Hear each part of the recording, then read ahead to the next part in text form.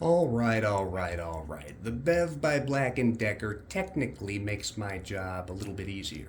But who makes the best margarita? I'd say it's time for a little taste test.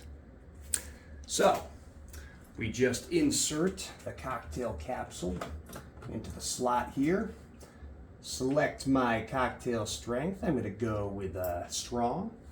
And then we just close the compartment, hit the button, and whoo, here we go. And we're off.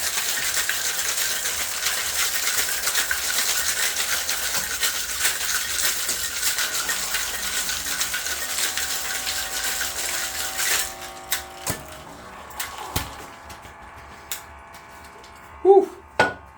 All right, I will admit, the Black+Decker machine did beat me when it comes to speed, but it looks like I did judge the ice properly with the machine.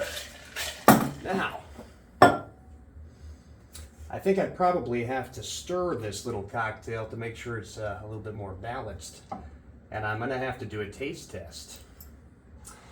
But when it comes to the visual standpoint of these two cocktails, well, which one do you like better?